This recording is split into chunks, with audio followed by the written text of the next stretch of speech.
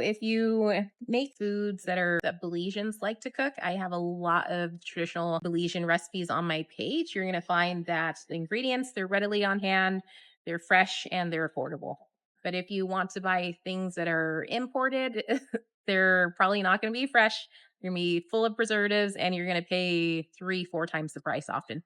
125 a pound for flour. This is vinegar because we do not make chicken without washing it in either vinegar or lime. So vinegar is always going to be plentiful. Tons of options. And you're probably more familiar with this one, but you can see we have plenty of it on the shelves. Since Belize is a former British colony, we do have a taste for tea, and this one is very affordable and it is actually great quality. Ovaltine, I don't know how that became a staple, but it is. And in Curacao, we have a lot of Spanish influence because we're right by the border. You can always find mole on the shelf. I like to make my own mole. Maybe if you're lucky one day, I'll do a recipe video on that one. This is Cafe Llave. I don't know why this is everywhere, but I am so happy that it is. This is my favorite coffee. It's a little pricey here. They have it at $12.50 Belize. Other places I see it at $9.50. And then the Maxwell House. This stuff is disgusting to me, but if you want your traditional Maxwell House, it's 40 Belize, so 20 for this gallon of disgusting coffee, but you'll always have a nice selection of Marie Sharps. My favorite one is not in stock. This is the gold label, and I get the white label because I'm only half Belizean, and I can't really handle all the heat sometimes. But this one's more concentrated, so it's a better buy. $6.75 Belize. If you're going to get one thing as a souvenir for people, I would highly recommend Marie Sharp.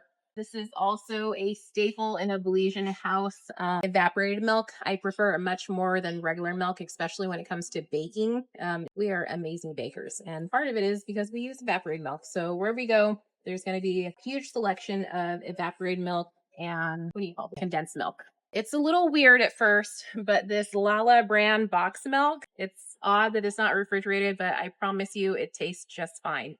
So that's one of those weird hurdles that you have to get over if you want your milk with cereal. You're not going to find it. Just get the box milk. It's fine. This is another fancy imported item. $23 for your peanut butter. So if you live off of peanut butter and jelly sandwiches, then you're a luxury connoisseur. It's not going to be cheap.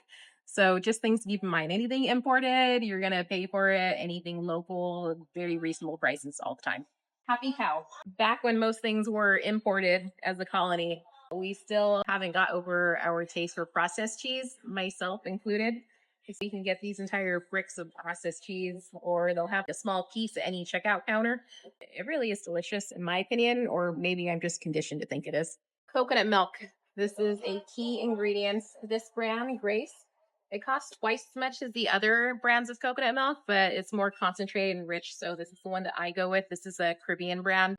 And then we also have the powdered coconut milk, which I thought was strange at first. Usually the Belizean rums are Travelers.